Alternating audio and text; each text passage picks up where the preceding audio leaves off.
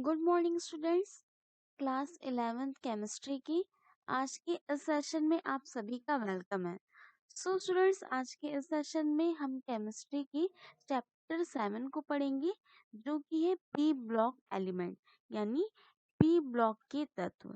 इसमें आज हम इसका इंट्रोडक्शन और साथ ही साथ जो वर्ग 13 है उस एलिमेंट के बारे में पढ़ने वाले हैं। तो चलिए अब इसे शुरू करते हैं।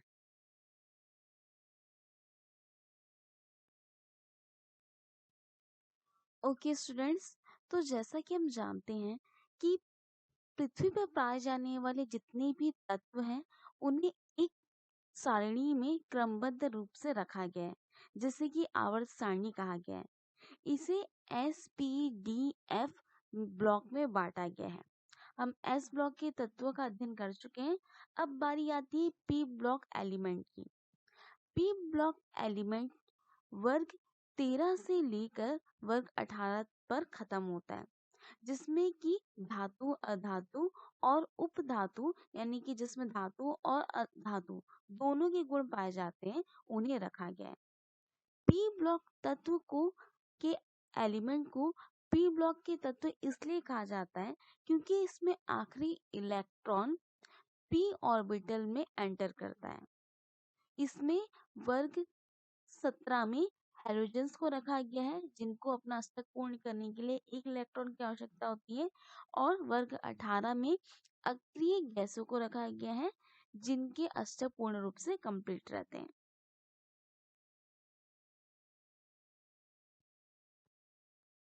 ओके स्टूडेंट्स, तो यहाँ पर हम पी ब्लॉक तत्वों की एक सामान्य जानकारी को कलेक्ट कर सकते हैं, जिसमें कि आवर्त सारणी में वर्ग 13 से लेकर वर्ग 18 तक के तत्वों को पी ब्लॉक के तत्व कहा जाता है। इन्हें ऐसा इसलिए कहा जाता है क्योंकि इसमें आखिरी इलेक्ट्रॉन पी ऑर्बिटल में एंटर करता है। अब हमेशा याद रखिए कि वर्ग 13 के तत्व बोरॉन परिवार कहलाते हैं, वर्ग 14 के तत्व कार्बन परिवार, वर्ग 15 के तत्व नाइट्रोजन परिवार, वर्ग 16 के तत्व ऑक्सीजन परिवार, वर्ग 17 के तत्व हैलोजेंस और वर्ग 18 के तत्व अक्रिय गैसें कहलाते हैं। ठीक। नेक्स्ट थिंग है कि पी ब्लॉक के तत्व किस प्रकार होते हैं। तो पी ब्लॉक में दरअसल धातु, अधातु, उपधातु और नोबल गैसें और हैलोजेंस को रखा गया है। अब यहाँ पर आप देख सकते हैं कि यहाँ पे आपको शो कर दिया गया कि मेटल्स में कौन आएंगे, मेटोलाइट यानी कि उपधातु में कौन आएंगे और अधातु में कौन आने वाला है। जैसे कि हम पी ब्लॉक एलिमेंट्स में हमने बहुत सारी इनकी जो प्रॉपर्टीज रहती है, जैसे इनकी विद्युत ऋणता, आयनन एंथैल्पी, इलेक्ट्रॉन बंधुता, इन सभी गुणों को पढ़ा था। ठीक उसी प्रकार से हम पी ब्लॉक में भी इन्हीं की जानकारी लेंगे।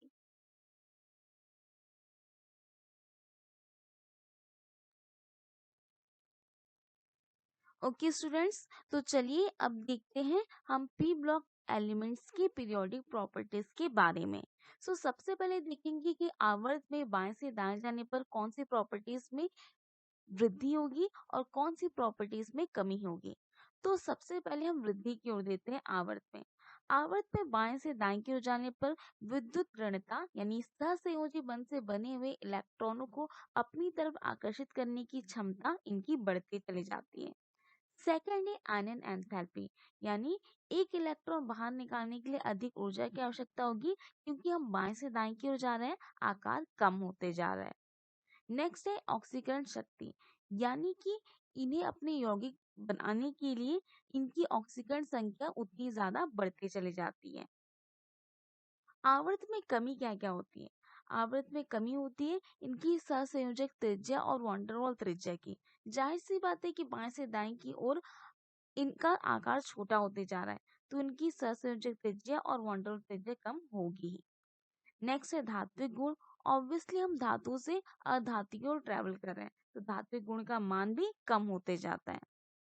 अब चलिए देखते हैं कि समूह में नीचे जाने पर किसकी वृद्धि और किसकी कमी होती है।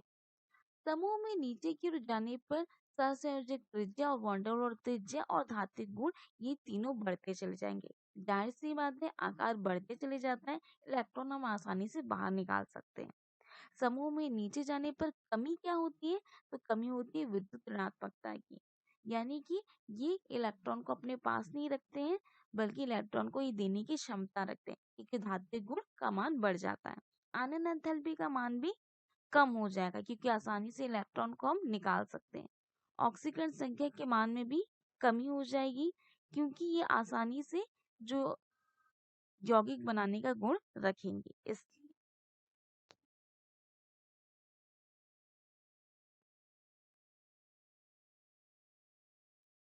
सो अब चलिए देखते हैं समूह 13 के तत्व यानी बोरॉन फैमिली। समूह 13 के जो तत्व हैं इनका नाम है बोरॉन, नेक्स्ट है एल्यूमिनियम, नेक्स्ट है गैलियम, अब आती है इंडियम की बारी, अब नेक्स्ट है थैलियम। सो ये है समूह 13 के तत्व जिसे कहा जाता है बोरॉन फैमिली। अब इनके हमें गुणों को देखना है, आवृत्ति गुण इनके क्या क्या होते हैं उनके बारे में हमें स्टडी करनी है। साथ ही कौन कौन से अपने कंपाउंड बनाते हैं उसके बारे में हमें आज पढ़ना है। तो चलिए अब इसे पढ़ना शुरू करते हैं।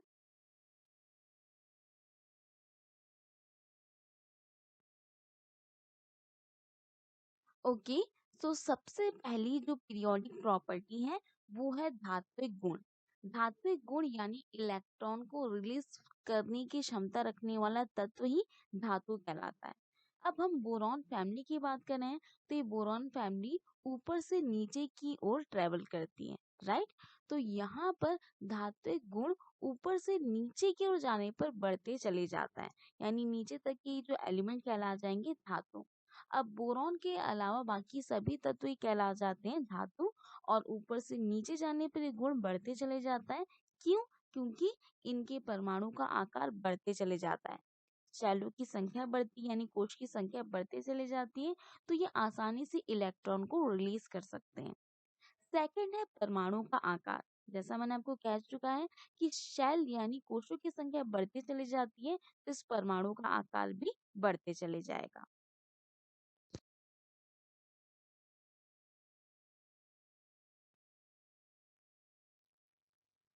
ओके स्टूडेंट्स, यहाँ पर आपसे एक क्वेश्चन पूछा जा सकता है जो कि एक्सेप्शनल केस में आता है।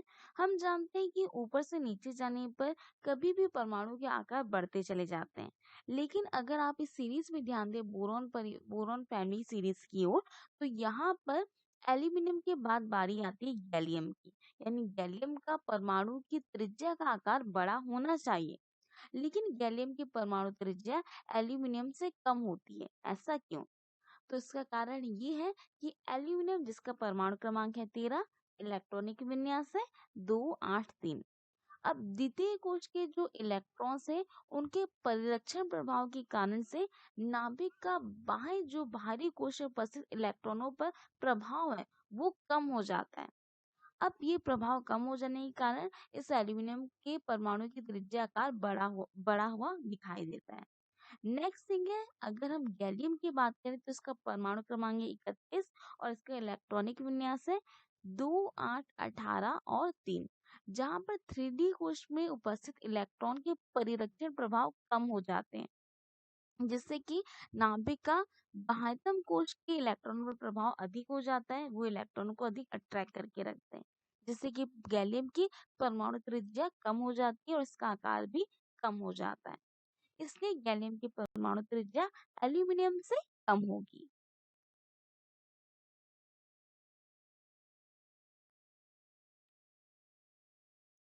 ओके स्टूडेंट्स, तो अब आती है बारी आयनन एंथैल्पी की। आयनन एंथैल्पी यानी कि किसी तत्व या परमाणु की बाह्यतम कोश से एक इलेक्ट्रॉन बाहर निकालने के लिए आवश्यक ऊर्जा आयनन एंथैल्पी या आयनन ऊर्जा कहलाती है। नेक्स्ट है बोरॉन फैमिली की बात करें तो वर्ग में ऊपर से नीचे की ओर जाने पर आयनन एंथैल्पी का मान कम होता जाता है। क्यों?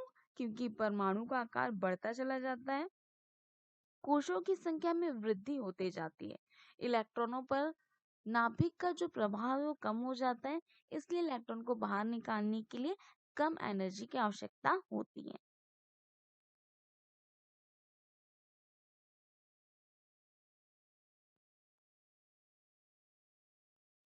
विद्युत ऋणता इस गुण के बारे में अगर हम बात करें तो समूह में ऊपर से नीचे की ओर आने पर इनकी धात्विक गुण का मान बढ़ते चले जाता है, जिससे कि ये जो विद्युत ऋणता यानी सहसंयोजी बंध से बने हुए इलेक्ट्रॉनों को अपनी ओर आकर्षित करने की इस गुण का मान घटते चले जाएगा। जाहिर सी बात है कि विद्युत ऋणता का गुण ऐसे तत्व ही रखेंगे जिसमें अधातु गुण पाया जाता है, यानी इलेक्ट्रॉन को अपनी ओर रखने की क्षमता जिसमें पाई जाती है। ऊपर से हम नीचे जा रहे हैं, धात्विक गुण बढ़ेगा यानी इलेक्ट्रॉन को त्यागने की क्षमता बढ़ेगी, तो ऑब्वियसली इलेक्ट्रॉन को ग्रहण करने की क्षमता तो कम होती जाएगी। तो विद्युत ऋणता इस गुण का मान ऊपर से नीचे जाने पर घटता चला जाता है। बात करें ऑक्सीकरण अवस्था या ऑक्सीकरण संख्या की, तो इनके पास बंध बनाने के लिए 3 इलेक्ट्रॉन रहते हैं, तो इस कारण से इनकी ऑक्सीकरण संख्या होती है +3।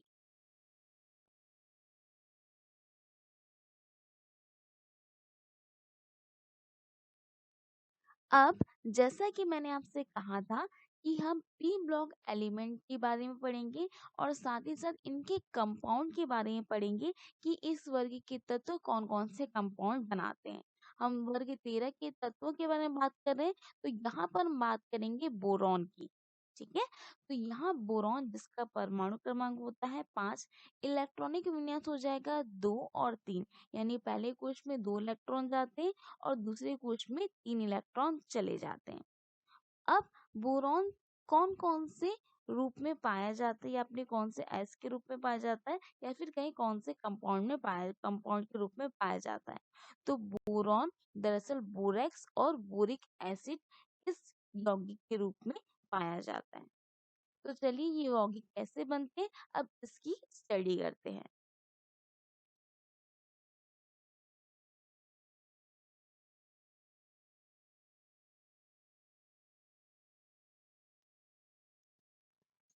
बोरॉन के यौगिक में सबसे पहले बारी आती है बोरेक्स की। बोरेक्स जो कि बोरॉन और उससे जो जुड़े हुए तत्वों से मिलकर बना हुआ होता है। इस कंपाउंड का जो सामान्य नाम है उसे सुहागा या टिंकल भी कहा जाता है। अगर आप सुहागा ये वर्ड सुनते हैं तो आपको पता होना चाहिए कि हम बोरेक्स के बारे में ही बात कर रहे हैं। ठीक, नेक्स्ट थिंग है कि इसका रासायनिक सूत्र क्या होता है। बोरेक्स का रासायनिक सूत्र है Na2B4O7 और साथ ही साथ इसमें 10 मोल H2O के इंक्लूड रहते हैं। बोरेक्स का रासायनिक नाम है सोडियम टेट्राबोरेक्स या फिर सोडियम बाई बोरेट।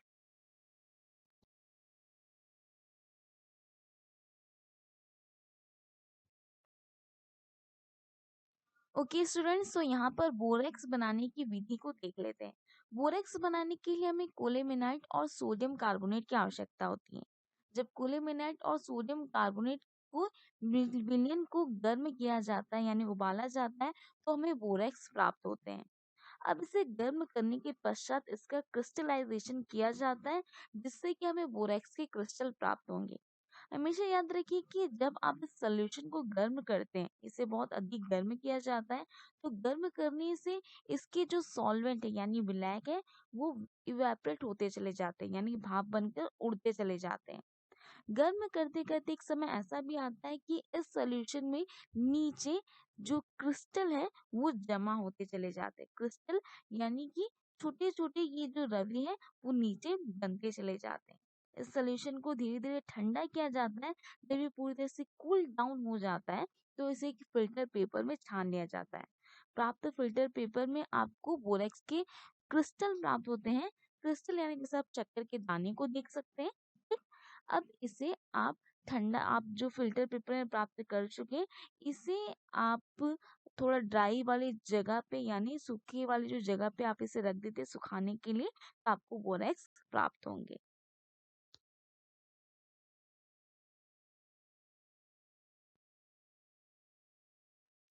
नेक्स्ट बारी आती है बोरेक्स के स्ट्रक्चर की। यहाँ पर बोरेक्स के बारे में आपसे पूछा जाएगी कि बोरेक्स को बनाने की विधि क्या है, साथ ही साथ बोरेक्स की संरचना कैसे होती है। तो आपको ये स्ट्रक्चर को बताना पड़ेगा कि बोरेक्स को आप किन किन विधि के माध्यम से बना सकते हैं। यहाँ पर मैंने आपको कोलेमेनाइट का एग्जाम्पल बताया था। आप बुक में अगर आपको कोई और एग्जाम्पल दिख रहा है थ्रू इसके हम बोरेक्स बना सकते हैं, आप उसे भी लिख सकते हैं। नेक्स्ट है बोरेक्स की संरचना को आप थ्रू इस डायग्राम के समझाएंगे।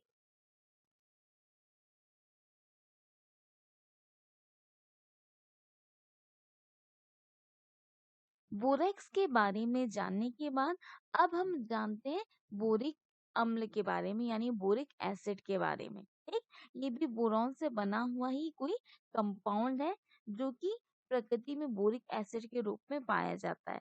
इसका केमिकल फॉर्मूला हो जाता है H3BO3। इसका जो केमिकल नेम है वो है ट्राई हाइड्रो ऑक्सीडो बोरॉन। ठीक है, जो कि ज्वालामुखी वाष्प के रूप में मिलता है। तो चलिए बोरिक एसिड को बनाने की विधि को देख लेते हैं।